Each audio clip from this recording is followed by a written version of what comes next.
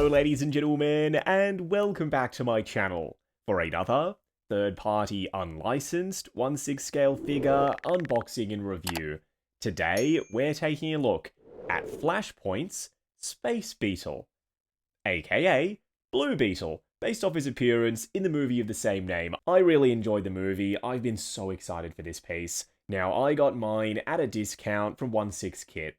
I've popped a link to Kit's website in the description for your reference purposes only. This is by no means a promotional video, it's a review, all opinions 100% my own. If you're heading down to the description, why not hit that subscribe, bell notification icon, and join button, so you're notified as soon as brand new DC content goes live. I thought this was such a fun movie. I was surprised when Hot Toys passed on making an official version of Blue Beetle, but luckily enter Flashpoint, and now we've got a third-party one. As for the box art, I like the construction of the box. It's very thick, sturdy cardboard. It feels high quality, but the artwork leaves a lot to be desired. It says Space Beetle up top. We've got his suit texture in the background, a bunch of stars, and a big overlay of the scarab. Then the Flashpoint logo at the bottom. This video is brought to you by JustinsCollection.shop, the home of the figure first aid kit, as well as other accessories to help your collection be the best it can be. The first aid kit contains multiple tools to help you with maintenance, styling rooted hair, and much more. We also sell crotch grabbers, soft rubber tips to prevent damage, and they're compatible with most modern Hot Toys base molds. Acrylic risers come in multi-packs. They're optically clear, thick and sturdy, and stackable. Check out the link to JustinsCollection.shop in the description. It does sort of scream third party, doesn't it? Even on the side of the box, the Flashpoint product number and Space Beetle once more. Kind of nothing back here, just some warnings and legal information, his third party name, and this, which is on the front of his suit. Say what you will about third party Flashpoint, they've made some solid figures. I'm pretty sure they're in cahoots with Toys Era. There's some kind of collaboration going on there, but I can't prove that. Anyway, first in-hand impressions for Space Beetle. He's extremely heavy. I don't know why. This might be a custom body with some die-cast in it, but there is a ton of weight to this piece. And I'm loving the metallic blue. What we're going to do now is get all of his accessories laid out in the light box and take a closer look at everything he comes with. Okay, this does dampen my excitement a little. There's not enough stuff. Seeing as though Blue Beetle can create pretty much any kind of weapon he can imagine using the scarab, why do we only get the wings and the Buster Sword? We should have had more stuff. The arm cannons, more blades, more weapons. This is all you get. Starting off with the display base first, boring as. At least there's a drawer at the bottom, so you can store the 2 extra hands inside of it. They were stored inside the base, inside the box, so if you're looking for them, they're in here. There's a step up the back, and a height adjustable crotch grabber, but no artwork, no nameplate. Ooh, this makes me very nervous. Translucent plastic wrist peg style connectors for the wings? Flashpoint, are you kidding me? We know that clear plastic is brittle, and having these thin little posts that plug in, it's a very tight fit, into the end of the wings, that is a recipe for disaster. Be so careful plugging these wings in, because the last thing you'd want to do is snap off those posts. He already comes with almost no accessories, so you can't afford to lose any. Translucent plastic wings, I dig the honeycomb pattern, and the 2 different shades of metallic blue. Then the backpack, also metallic blue. The black wash is a little heavy, maybe a touch overdone, but the translucent plastic bits at the bottom look good. And this attaches with magnets. We'll try it out a little bit later. Flashpoint, did you run out of metallics? Because the sword is just dusted with metallic blue. It's mostly unpainted translucent plastic. It looks okay, but I think it could have looked a lot better just with that more opaque metallic blue, at least for the handle. It is quite sizable though. And lastly, not nearly enough hands. Where are the closed fists? Where are the relaxed open palm ones? Flashpoint, this just basic elementary level stuff. Superhero figures need closed fists. The sculpt work on display, though, with the squiggly patterns for the suit and the armor plating, that looks solid. Flat, karate chop style hand for the right, and fingers splayed out open palm hand for the left. Fingers even more splayed out hand for the left, already installed on him right out of the box, and a gripping hand for the right. Fingers are pretty soft, you can pry him open and pop the singular weapon in there, no problem. What we're going to do now is get Blue Beetle himself out here. Standing straight up and down in the light box, no crazy poses or accessories or anything like that. Flashpoint, take a bow, because you have done it. You've delivered a great 1/6 scale Blue Beetle. He might not be perfect, a couple of things for us to discuss off the turntable. We will get there, but the most important things, they nailed. The proportions, the look of the outfit, how it hugs the body.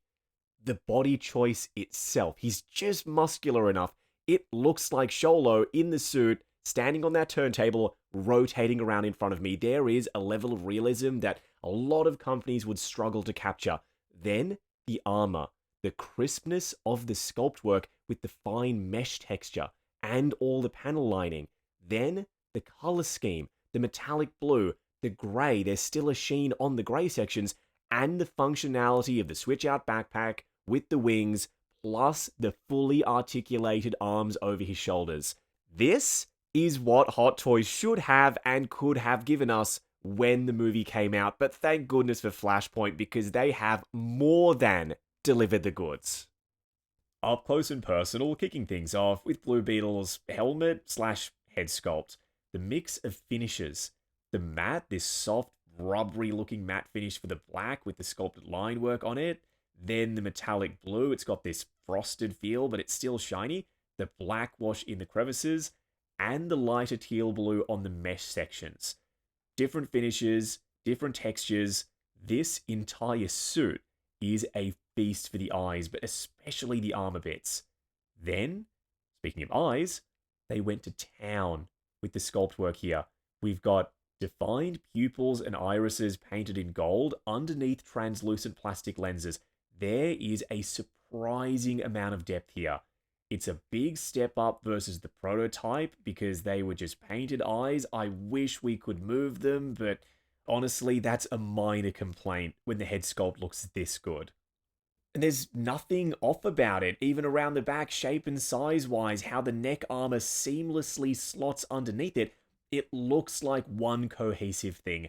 Often with these third-party figures, proportions aren't quite right, something doesn't fit the body. Not the case with Flashpoint's Blue Beetle. This is an exercise in nailing all of the little stuff, and it comes together to make for a very impressive piece. The sculpted plastic armor, the black wash, is a little heavy in certain places, like right there on the lighter teal mesh pieces.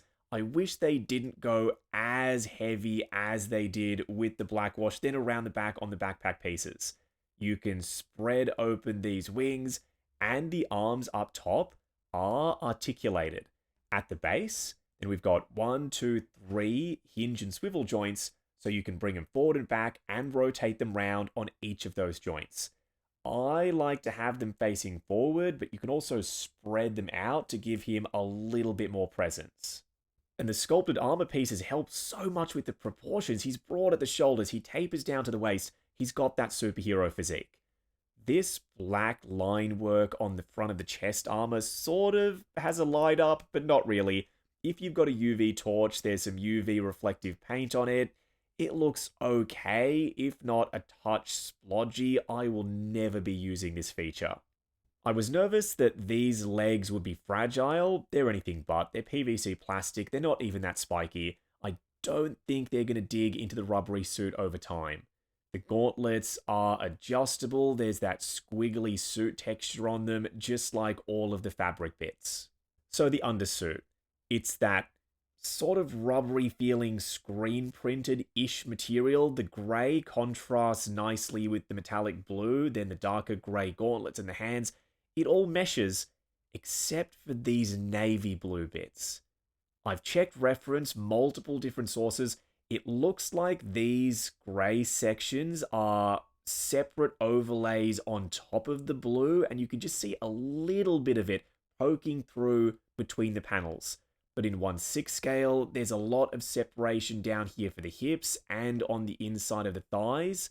Maybe too much navy blue is showing, and also on the biceps.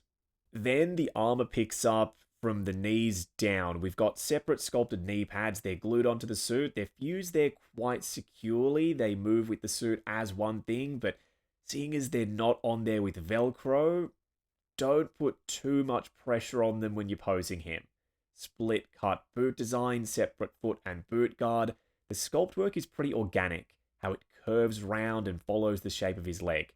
Then the shoe underneath, some matte sections, and some sculpt work on those matte black pieces. Let's try out the wings, then we can move on. Step 1 is to remove the smaller wings, but there's also a UV reflective effect around the back on the backpack, held in place with ball joints, pretty easy to unplug them. Then these top bits, they're held in place with magnets. Then you can remove this bottom piece, also connected with a magnet. Lastly, the wings, I've already attached them to the switch out backpack. Simple as, just push this in place, the magnets will do the rest. They give him a lot of presence, that's for sure. This wingspan is sizable, but they're heavy. And the joints that they're on aren't super sturdy, so slowly but surely they will work their way down and they'll sit along his back, which you could do if you want to store them on his back like that. I reckon I'll be going without the wings on my Blue Beetle. I prefer the cleaner look, and I also don't want to have to keep adjusting the wings as they slope down on his back. Reinstalling all of this stuff, as you just saw, very straightforward. For a quick side-by-side comparison, I really didn't know who to grab for this. I thought, Superman, Batman, we don't have a boost to gold, unfortunately. Then I remembered James Gunn's comments about Sholo's Blue Beetle, saying that Blue Beetle is going to appear in the DCU. The movie might not be canon, but the character is. Therefore, he is Peacemaker. John Cena 6'1", Sholo 5'11". Scaling, honestly, looks about right to me. Going over articulation, starting off with Blue Beetle's head sculpt. Fixed neck because of the sculpted armor piece over the top of it, but double ball peg underneath the sculpt itself. Looking forward to there, looking up to there, just enough range for a flight pose, I think. Swivel and a little bit of pivot side to side. Multiple joints for the scarab arms at the base, here, and at the top as well. They're hinges and swivels. Shoulder pads shouldn't really get in the way, but arms will go up to there, restricted by a lot of stuff, the rubbery fabric suit being one of them. Going forward and back, butterfly joint at the shoulder that hinges up and down. Swivel at the bicep, double bend at the elbow, going just past 90, then for the wrist peg, a hinge and swivel, nicely covered by the adjustable gauntlet. Torso crunching forward to there and springing back a bit, going back to there, swivel, and some pivot side to side. Legs will go forward to there, really restricted, and I'm fighting the suit the whole way, but a little bit further. Going out to there, swivel at the upper thigh. Double bend at the knee, going past 90. That knee pad might just pop off though, so be careful. Then a double ball peg for the ankles, split cut boot design, heaps of range forward and back, gets gappy, don't forget to bring the boot guard back down, swivel, and tons of ankle tilt. Wrapping up on the third-party version of Blue Beetle, Space Beetle by Flashpoint. If you're a fan of the movie, and I know a lot of folks are, I'm a huge fan of the film, you should probably get this, because I highly doubt we are going to get an official 1/6 scale Blue Beetle. Will he appear in the DCU like James Gunn has said? I don't know. It might happen, then we could get a Hot Toys release of this, but it also could not. Then you will be stuck without a 1/6 scale Blue Beetle. And this isn't one of those third-party figures that you just pick up to fill a void in the collection either. It, in and of itself, is a great release. The outfit looks and feels good. The metallic blue is beautiful. There's a luster, there's a sheen to it. You've got the switch-out elements for the backpack with the wings, the articulated arms. Yes, there's nowhere near enough hands, but the figure is good enough on his own to make up for the lack of accessories. There's a lot of presents here, and he just looks so cool. At the end of this, I am so glad. Number one, they made this. Number two, I took the chance and picked this up because Flashpoint, you've blown me away with this Blue Beetle. Seriously, it is just that good. Now, I got mine at a discount from 16kit. I've popped a link to Kit's website in the description. For your reference purposes only, this is by no means a promotional video, it's a review, all opinions, 100% my own. You're heading down to the description. Why not hit that subscribe, bell notification icon, and join button if you like the sound of seeing your name in the end credits of my reviews.